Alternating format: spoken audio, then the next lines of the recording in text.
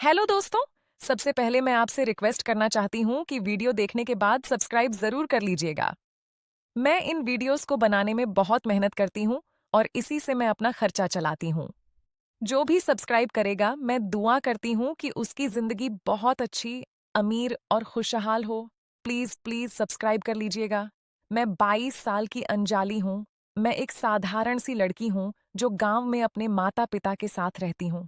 मेरी पढ़ाई बीए तक पूरी हो चुकी है और अब मैं आगे की पढ़ाई के लिए शहर जाना चाहती थी, लेकिन घर की हालत ऐसी थी कि आसानी से नहीं हो पा रहा था। मेरी बड़ी बहन रीना की शादी को 5 साल हो चुके थे। वह शहर में अपने पति विजय के साथ रहती थी। विजय भैया एक अच्छी कंपनी में मैनेजर की नौकरी करते थे। उनकी एक बेटी थी जिसका नाम था छोटी सी प्रिया, सिर्फ 2.5 साल की।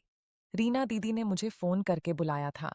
उन्होंने कहा था कि प्रिया को थोड़ा संभालने में मदद चाहिए, क्योंकि दीदी एक छोटा सा बेकरी बिजनेस शुरू करने की सोच रही थी। दीदी ने कहा, अंजलि, तुम आ जाओ, कुछ महीने रहकर प्रिया को देखभाल करो। मैं बिजनेस की ट्रेनिंग ले लूंगी। बाद में तुम भी अपनी पढ़ाई के लिए मदद ले सकोगी। मैंने माँ पापा से पूछा तो उन्होंने हाँ कर दी। मैं खुशी खुशी शहर पहुंच गई। घर पहुंचते ही दीदी ने मुझे गले लगा लिया। प्रिया मुझे देखकर पहले तो शर्माई, लेकिन कुछ घंटों में ही मेरे साथ खेलने लग गई। विजय भैया ऑफिस से लौटे तो उन्होंने भी मुस्कुराते हुए कहा, अंजलि, तुम आ गई तो घर में जान आ गई। रीना अब अपने सपने को पूरा कर पाएगी। घर छोटा लेकिन सुंदर था। मुझे एक अलग कमरा दे दिया गया था। पहले कुछ दिन तो सब कुछ सामान्य रहा। मैं प्रिया को खिलाती, उसे कहानियां सुनाती, घर के छोटे मोटे काम करती और दीदी को बिजनेस की क्लास के लिए छोड़ने जाती। दीदी बहुत मेहनती थीं। सुबह जल्दी उठकर वे केक और कुकीज की रेसिपी ट्राई करतीं। शाम को क्लास के बाद घर आकर मुझे सब कुछ बतातीं।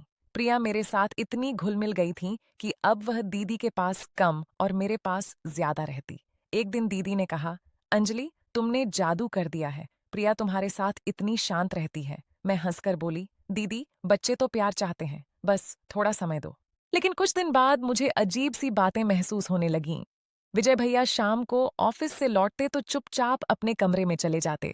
पहले वे दीदी से पूछते थे कि दिन कैसा रहा, लेकिन अब वे सीधे फोन पर बातें करने लगे थे। कभी कभी रात को देर से आते और उनकी आंखें थकी हुई लगतीं। एक रात मैं पानी पीने उठी तो देखा भैया बालकनी में खड़े फोन पर किसी से बात कर रहे थे। उन्होंने कहा, हाँ, प्रॉपर्टी का कागज तैयार है, जल्दी फाइनल कर दो। मैंने सोचा शायद ऑफिस की बात है। अगले दिन दीदी क्लास गई हुई थीं। प्रिया सो रही थीं। मैं किचन में चाय बना रही थी, तभी विजय भैया जल्दी घर आ गए। उन्होंने कहा, अंजलि, मेरी फाइल कहाँ है, जल्दी दो। मैं फाइल ढूंढ रही थी तो उनकी टेबल पर एक कागज पड़ा दिखा। उसमें लिखा था लैंड डीड ट्रांसफर और नीचे दीदी के पिता का नाम था। दीदी के पिता ने दीदी के नाम कुछ जमीन छोड़ी थी जो शहर के किनारे थी। मैंने पूछा, भैया, यह क्या है? उन्होंने फट से कागज छीन लिया और बोले, कुछ नहीं, पुरानी फाइल है। उनकी आवाज में बेचैनी थी। उसके बाद से मैं सतर्क हो गई। मैंने देखा कि भैया अक्सर दीदी से छुपकर फोन करते थे। एक दिन दीदी क्लास से लौटीं तो बहुत खुश थीं। उन्होंने कहा, अंजलि, मेरी ट्रेनिंग लगभग खत्म हो गई। अब मैं अपना बेकरी शुरू कर सकती हूँ, लेकिन इसके लिए थोड़े पैसे चाहिए। मैं पापा से बात करूंगी। भैया ने तुरंत कहा, रीना, पापा की जमीन बेचने की क्या जरूरत? मैं ऑफिस से लोन ले लूंगा। दीदी ने मुस्कुराते हुए कहा, नहीं, वह जमीन मेरे नाम है। बेचकर बिजनेस शुरू करूंगी तो अच्छा रहेगा। मुझे शक हो गया। मैंने चुपचाप दीदी के पिता को फोन किया। उन्होंने बताया कि विजय भैया ने उनसे कुछ दिन पहले जमीन के कागज मांगे थे। उन्होंने कहा था कि ऑफिस में निवेश के लिए जरूरत है, लेकिन दीदी को कुछ नहीं बताया गया था। मैंने सोचा कि भैया शायद दीदी को सरप्राइज देना चाहते हैं, लेकिन अंदर से कुछ गड़बड़ लग रही थी। अगले कुछ दिन मैंने भैया पर नजर रखी। प्रिया को सुलाने के बाद मैं रात को जाग कर देखती। एक रात फिर भैया बालकनी में थे। मैंने दरवाजे के पास से सुना, हाँ, डील फाइनल है। रीना को पता नहीं चलेगा। जमीन बेचकर पैसे मेरे अकाउंट में ट्रांसफर कर दो। मैं रीना को बाद में मना लूंगा। मेरे पैर थर्रा गए। भैया दीदी की जमीन बेचने की योजना बना रहे थे, बिना दीदी को बताए। मैं चुप नहीं रह सकी, लेकिन सीधे दीदी से कहने से पहले सबूत चाहिए थे। मैंने भैया के कमरे में जब वे ऑफिस गए तो चुपके से देखा। ड्रॉअर में कुछ कागजात थे। उसमें एग्रीमेंट था जिसमें भैया जमीन बेचने वाले ब्रोकर से बात कर चुके थे। ब्रोकर का नाम था राकेश। मैंने फोटो खींच ली। उस शाम दीदी क्लास से लौटी तो मैंने उन्हें सब कुछ बताया। दीदी पहले तो यकीन नहीं कर पाईं। उन्होंने कहा, अंजलि, विजय ऐसा नहीं कर सकता। वह हमेशा परिवार के बारे में सोचता है। लेकिन जब मैंने फोटो दिखाई तो दीदी का चेहरा सफेद पड़ गया।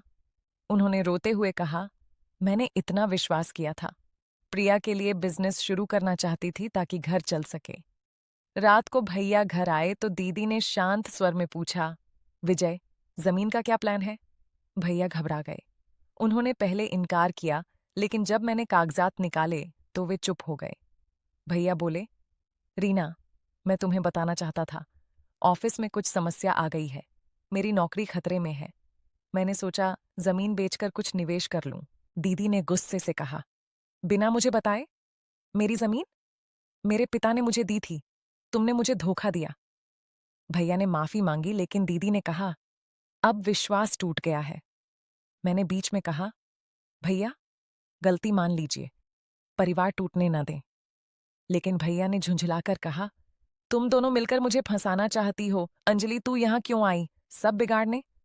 उनकी बातें सुनकर मुझे दुख हुआ। अगले दिन दीदी ने अपने पिता को सब बताया। पापा शहर आए और भैया से बात की। भैया ने सारी सच्चाई बताई। असल में भैया ऑफिस में कुछ गलत काम में फंस गए थे।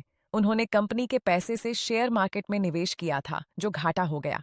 अब वे कर्ज में थे और जमीन बेचकर उस कर्ज को चुकाना चाहते थे।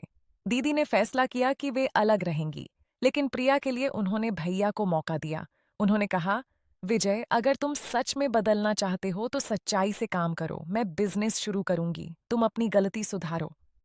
भैया पहले तो नाराज हुए, लेकिन प्रिया को देखकर पिघल गए। मैंने दीदी की मदद की। हमने मिलकर छोटी सी बेकरी शुरू की। पहले महीने में सिर्फ ऑर्डर घर घर से लिए। दीदी के केक इतने स्वादिष्ट थे कि धीरे धीरे ऑर्डर बढ़ने लगे। मैं प्रिया को संभालती और दीदी बिजनेस देखती।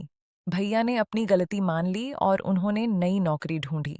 उन्होंने कर्ज चुकाने के लिए ओवरटाइम करना शुरू किया। धीरे धीरे परिवार फिर से जुड़ने लगा। एक शाम दीदी ने मुझे गले लगाया और कहा, अंजलि, तुमने समय पर मेरी आंखें खोल दीं। अगर तुम न होती तो आज हम सब बर्बाद हो जाते। मैंने कहा, दीदी, परिवार में विश्वास सबसे जरूरी है।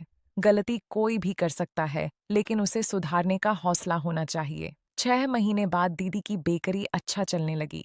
उन्होंने एक छोटी सी दुकान किराए पर ली। प्रिया अब स्कूल जाने लगी थीं। भैया अपनी नई नौकरी में अच्छा प्रदर्शन कर रहे थे। उन्होंने दीदी से माफी मांगी और वादा किया कि कभी भी परिवार से छुपकर कुछ नहीं करेंगे।